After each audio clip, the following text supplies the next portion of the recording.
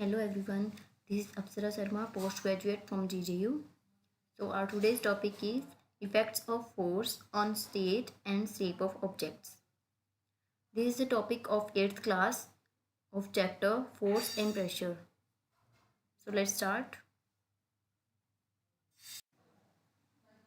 Before starting, let's take a recap. So in previous video, we have covered force, a push or a pull. Forces are due to an interaction, about magnitude and about different type of forces. These are the topics we have covered. So let's start with new topic. तो जैसे मैंने आपको पहले ही बताया, आज हम force के different effects के बारे में पढ़ने वाले हैं एक ऑब्जेक्ट के ऊपर. So let's start. A force can produce the following effects. In general more than one force may be acting on an object. एक ऑब्जेक्ट के ऊपर एक से ज़्यादा फोर्स जनरली एक्ट कर रहे होते हैं. मतलब कोई भी ऑब्जेक्ट है उसके ऊपर अलग अलग टाइप के फोर्स एक्ट कर रहे होंगे और ज़रूरी नहीं है एक ही टाइप का हो, एक ही फोर्स एक्ट कर रहा हो. एक से ज़्यादा भी फोर्स उसके ऊपर एक्ट कर सकते हैं और डिफरेंट डिफरेंट स्ट्रेंथ के साथ उसके ऊपर लग सकता है फोर्स ऑब्जेक्ट के ऊपर. However the effect on the object is due to the net force acting on it. तो जो इफेक्ट आता है किसी भी ऑब्जेक्ट के ऊपर वो किसकी वजह से आता है? सिर्फ नेट फोर्स की वजह से. भले ही कितने भी टाइप के फोर्स एक्ट कर रहे हो, कोई किसी भी डायरेक्शन में एक्ट कर रहे हो, कितनी भी स्ट्रेंथ के साथ, कम या ज़्यादा, कोई मैटर नहीं करता. मैटर करता है क्या चीज़ है, वो नेट फोर्स है. नेट फोर्स उसके ऊपर जितना लगेगा उतना ही उसके ऊपर उसी तरह से इफेक्ट आएगा ऑब्जेक्ट के अंदर. और नेट फोर्स के बारे में हमने पिछली वीडियो में डिस्कस किया था, वो आप पिछली वीडियो में जाके देख सकते हैं. तो अभी हम ऐसे कुछ इफेक्ट्स ब्रीफली डिस्कस करते हैं जो कि फोर्स लाता है किसी भी ऑब्जेक्ट के अंदर. So these are the some effects. A force can move a stationary object.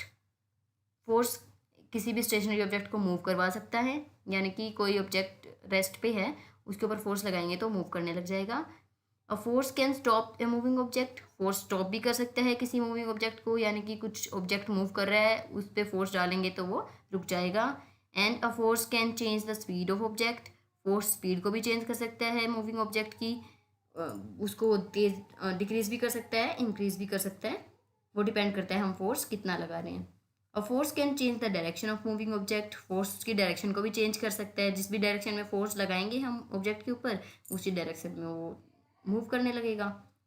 And a force can change the shape and size of object. Force shape और साइज को भी चेंज कर सकता है किसी भी ऑब्जेक्ट की. लाइक हम किसी बॉल को प्रेस कर रहे हैं तो उसकी शेप और साइज दोनों ही चेंज हो सकते हैं. So these are some points about effects of force, but these are in brief. Let's study these points in detail. Force can change the state of motion. State of motion. अब state of motion क्या होता है?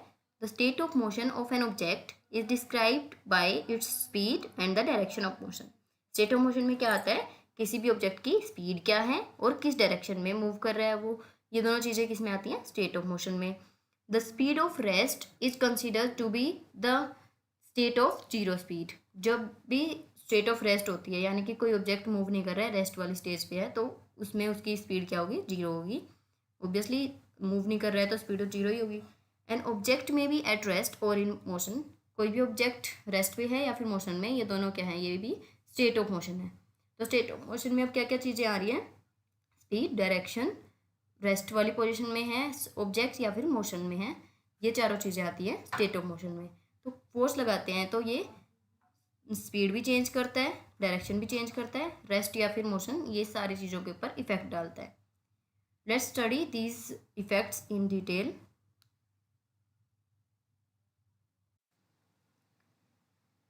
सो a force can move a stationary object. Force क्या एक stationery object को move करवा सकता है? कैसे मूव करवाएगा एक स्टेशनरी ऑब्जेक्ट को? चलिए एग्जांपल से समझते हैं हम इस चीज़ को. Take a rubber ball and place it on a table top. एक रबर बॉल लीजिए और उसको टेबल के ऊपर रखिए. Now gently push the ball along the surface of a table. अब उसको हमें बॉल को पुश करना है जो कि रेस्ट वाली पोजीशन में थी. उसको हम पुश करेंगे तो क्या होगा? The ball begins to move. Ball move करना स्टार्ट कर देगी. Thus a ball at rest begins to move when a force is applied on it.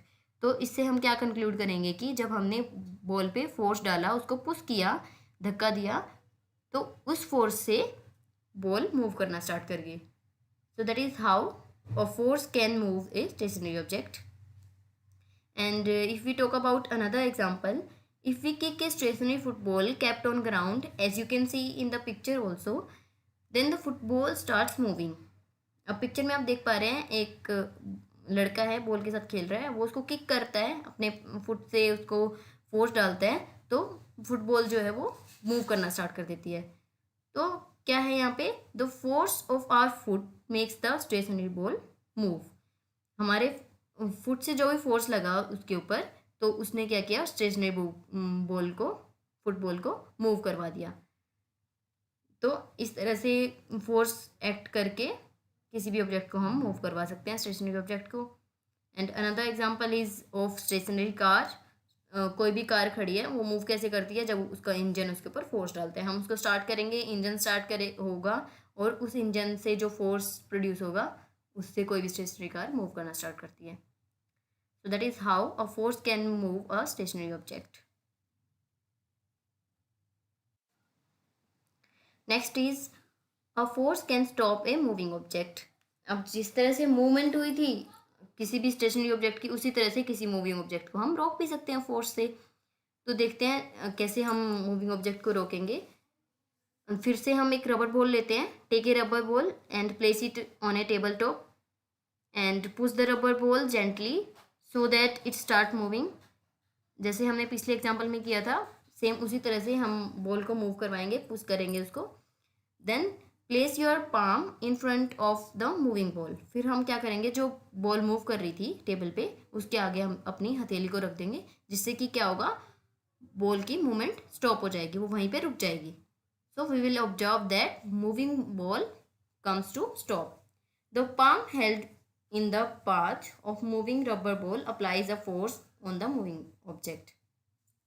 तो जो बॉल यहाँ पे मूव कर रही थी, उसके ऊपर फोर्स किसने लगाया, हमारी हथेली ने. जो हमने आगे हाथ रखा, उससे क्या हुआ, फोर्स लगा बॉल के ऊपर और वो रुक गई, मूव नहीं कर रही, अब वो रेस्ट वाली पोजीशन में आ गई. और अगर दूसरा कोई एग्जांपल देखें तो let's take an example of a cricket ball. A cricket ball moving on a ground stops automatically after some time. जैसे आपने कई बार क्रिकेट खेलते हुए देखा होगा कि ग्राउंड पे कुछ डिस्टेंस के बाद जाके बॉल खुद ही रुक जाती है. तो वो कैसे रुकती है, this is because of a particular type of force. The force of friction of ground stops the moving cricket ball. तो वो कौन सा फोर्स होता है, फोर्स ऑफ फ्रिक्शन होता है, जो कि ग्राउंड की वजह से लग रहा होता है बॉल के ऊपर. बॉल के सरफेस और ग्राउंड पे जो सरफेस बन रहा है, इन दोनों सरफेस के बीच में फ्रिक्शन होगा, जिसकी वजह से क्रिकेट की जो बॉल है वो मूव करना स्टॉप कर देगी, वहीं पे बॉल रुक जाती है एक पर्टिकुलर डिस्टेंस पे जाके. तो फोर्स ऑफ फ्रिक्शन के बारे में डिटेल में हम अगले वीडियोस में पढ़ेंगे. But for now you have to remember is that the cricket ball is stopped because of force of friction. और मूविंग कार वो कैसे रुकती है, ब्रेक लगाने से. ये तो सबको पता ही होता है, ब्रेक लगाते हैं तो कार रुक जाती है. तो यहाँ पे फोर्स को कहाँ से लग रहा है, ब्रेक से लग रहा है. ब्रेक की हेल्प से हम फोर्स लगा रहे हैं और कार रुक जा रही है. सो that is how a force can stop a moving object. Let's study the next effect. So it is a force can change the speed of moving object. Force क्या है, एक ऑब्जेक्ट को, मूविंग ऑब्जेक्ट की speed को भी change कर सकता है. एक ऑब्जेक्ट है, वो पर्टिकुलर स्पीड से मूव कर रहा है, अगर उसके ऊपर फोर्स डालेंगे तो उसकी मूवमेंट या तो रुक जाएगी, या स्पीड उसकी एकदम जीरो हो जाएगी, या उसकी स्पीड कम हो जाएगी, या फिर बढ़ जाएगी. ये फोर्स कुछ भी कर सकता है, मतलब अब वो डिपेंड करता है कि हम उस पर फोर्स कितना डाल रहे हैं. अगर ज़्यादा डाल रहे हैं तो वो रुक जाएगा, थोड़ा सा कम डाल रहे हैं तो उसकी स्पीड कम हो जाएगी, और थोड़ा सा हल्का सा फोर्स लगा रहे हैं तो उसके ऊपर इतना ज़्यादा इफेक्ट नहीं होगा. तो इस चीज़ को हम चलिए एक एग्जांपल की हेल्प से समझते हैं. Suppose we are moving on a bicycle at a certain speed. Suppose करिए हम साइकिल चला रहे हैं कुछ सर्टेन स्पीड पे, पर्टिकुलर स्पीड पे. Now if someone pushes the moving bicycle from behind, then the speed of bicycle increases and it will move faster. अगर आपको कोई पीछे से पुश करता है तो उससे क्या होगा, साइकिल की स्पीड बढ़ जाएगी। पीछे से आपको कोई धक्का देगा तो ऑब्वियसली स्पीड बढ़ जाएगी। If someone pulls the moving bicycle from behind then the speed of bicycle decreases and it will move slower. अगर कोई पुल करेगा, अपनी तरफ खींचेगा बाइसिकल को, तो उससे क्या होगा, साइकिल की स्पीड कम हो जाएगी। ये चीज़ आप एक्सपीरियंस कर सकते हैं अपनी लाइफ में। आप डेली लाइफ में साइकिल चलाते होंगे तो उससे आप एक्सपीरियंस करके इस चीज़ को समझ सकते हैं इजीली कि स्पीड कैसे रुकती है, किसी भी साइकिल की स्पीड को हम कैसे कम कर सकते हैं फोर्स अप्लाई करके। एंड दूसरा एग्जांपल अगर लें साइकिल का ही, आप पिक्चर में जैसे देख पा रहे हैं, when we pedal the bicycle faster then the speed of bicycle increases. अगर हम पेडल फास्ट कर रहे हैं, ज़्यादा जल्दी जल्दी पेडल घुमा रहे हैं साइकिल का, तो उससे क्या होगा, स्पीड बढ़ जाएगी।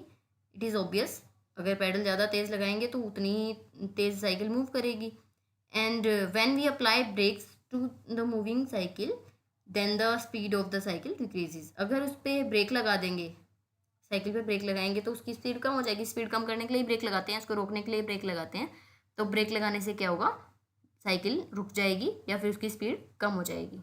तो यहाँ पे फोर्स कहाँ से लग रहा है, ब्रेक की हेल्प से। तो इस तरह से कोई भी मूविंग ऑब्जेक्ट है उसकी स्पीड को हम चेंज कर सकते हैं फोर्स लगा के। And the next is a force can change the direction of moving object.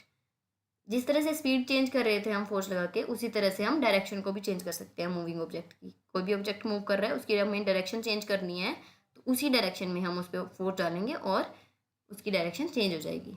जैसे आप इसमें देख पा रहे हैं पिक्चर में भी, हमने इसमें बैट से बैट्समैन ने इसको बॉल को हिट किया और इसकी डायरेक्शन चेंज हो गई। तो क्या हुआ इसमें, in a cricket match when a moving cricket ball is hit by a bat then the direction of cricket ball changes and it goes to another direction. क्या होता है, जब हम क्रिकेट मैच खेल रहे होते हैं, बॉल आती है, उसको बैट से हिट करते हैं बैट्समैन और उसकी डायरेक्शन चेंज हो जाती है। तो यहाँ पे फोर्स कहाँ से लग रहा है, बैट से लग रहा है। तो यहाँ पे बैट ने क्या किया, बॉल की डायरेक्शन को चेंज कर दिया फोर्स लगा के। और दूसरा अगर एग्जांपल ले हमारी डेली लाइफ से ही, कैरम हम सब ने खेला होगा कैरम बोर्ड। तो उसमें क्या होता है, in the carrom board game when we take a rebound then the direction of striker changes because of the edge of the carrom board. तो जो एज पे स्ट्राइकर टकराता है उसकी वजह से उसकी डायरेक्शन चेंज हो जाती है। यही गेम है कैरम का। हम स्ट्राइकर को हिट करते हैं, किसी भी कैरम बोर्ड पे अगर स्ट्राइकर को हिट करेंगे, उसके एज पे वो लग गया तो उसकी डायरेक्शन ऑब्वियसली चेंज हो जाएगी। So that is how force can change the direction of moving object. Let's move to the next slide. A force can change the shape and size of an object. Force अभी बहुत सारे effects डाल रहा है, जैसे कि direction change कर रहा है, स्पीड चेंज कर रहा है। तो इसी तरह से फोर्स अप्लाई करेंगे तो ऑब्जेक्ट की शेप और साइज को भी हम चेंज कर सकते हैं। तो कैसे चेंज कर सकते हैं, जैसे आप पिक्चर में देख पा रहे हैं, if we take a spring and pull it at both hands with our hands. अगर हम एक स्प्रिंग लेते हैं, पिक्चर में जैसे दिख रहा है स्प्रिंग नॉर्मल पोजिशन में है, अगर उसको लेके हम स्ट्रेच करेंगे अपने दोनों हाथों से, दोनों एंड से, तो उसकी शेप और साइज दोनों चेंज हो जाती हैं। तो वो कैसे चेंज होती हैं, the force of our hands changes the shape and size of the spring. जो हम फोर्स अपने हाथ से लगा रहे हैं, उस फोर्स की हेल्प से उसका शेप और साइज दोनों चेंज हो जाते हैं स्प्रिंग का। तो स्प्रिंग क्या होगा, स्ट्रेस्ड पोजिशन में आ जाएगा नॉर्मल पोजिशन से। और दूसरा एग्जाम्पल अगर हम लें, जैसे कि रोटी बनाते हुए, तो जो आटे की बोल होती है उसको हम रोलिंग पिन से अगर रोल करेंगे तो वो एकदम फ्लैट वाली पोजीशन में आती है, प्रेस करते ही फ्लैट हो जाती है वो, तो चपाती बन जाती है। तो ये भी एक फोर्स का एग्जांपल है जो हम डेली लाइफ से ले सकते हैं।